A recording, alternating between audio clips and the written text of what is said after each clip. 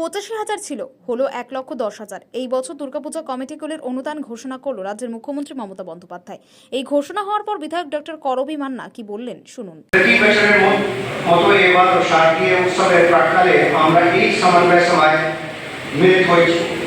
দুর্গাপুজো বাংলার প্রাণের উৎসব, মাননীয় মুখ্যমন্ত্রী বিশ্বে ছড়িয়ে পড়েছে।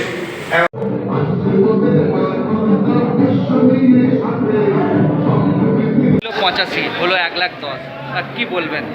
ভীষণ আনন্দ, কারণ এত বছর স্বাধীনতার এত বছর পরেও আলাদা করে আমাদের মা দুর্গা এবং হিন্দু ধর্মকে নিয়ে যে ভাবছেন তার নাম মমতা বন্দ্যোপাধ্যায়।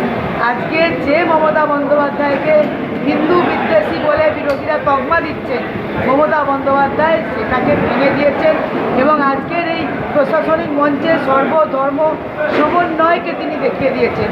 মহামিলনের ক্ষেত্র আমার এই বাংলা, সেটা মমতা বন্দ্যোপাধ্যায় দেখিয়ে দিয়েছেন।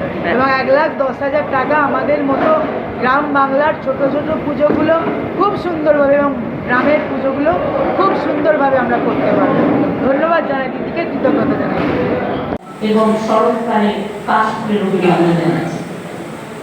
আমাদের এটা প্রাণের উৎসব এবং ইউনেস্কো যখন ইন্টারন্যাশনাল আমাদের কালচারাল হেরিটেজ অফ হিউম্যানিটি হিসেবে মর্যাদা দিয়েছে, সেটাকে ধরে রাখার দায়িত্ব আমাদের সকলের।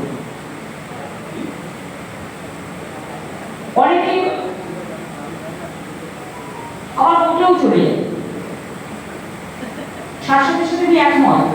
কেউ কেউ বলেন ममता जी तो दुर्गा पूजा करने नहीं देती, और तो सरस्वती पूजा भी नहीं करते, তারা ঘরে ঘরে সরস্বতী পুজো হয়, ঘরে ঘরে লক্ষ্মী পুজো হয়, সবাই জানে। গণপতি পুজো এখানে হয়, সব পুজো হয়, এমন কোনো উৎসব নেই হয় না। আমাদের দুর্গা পূজা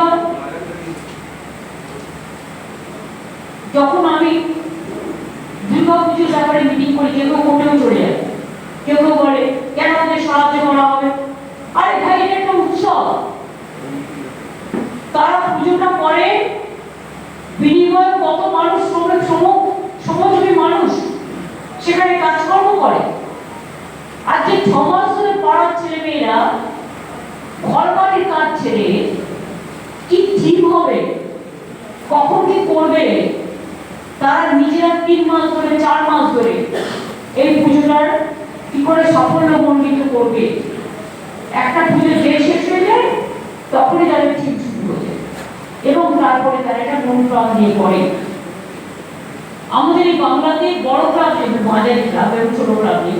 45,000 পুজো হয় ক্লাবে, রাজ্য পুলিশ এলাকায় 42,000-এর বেশি, কলকাতা পুলিশ এলাকায় প্রায় 3,000টি। এছাড়াও মহিলা পরিচিত, এর মধ্যে মহিলা পরিচালিত পুজো অনেক আছে, বাড়ির পুজো তো আছে, ফ্ল্যাটের পুজো আছে, তাছাড়াও অনেক ছোট ছোট ক্লাব আছে, তাদের পুজো আছে। আবার অনেক পরিবার আছে যারা চিরকাল পুজো করেন দুর্গা পুজো, তারাও আছে।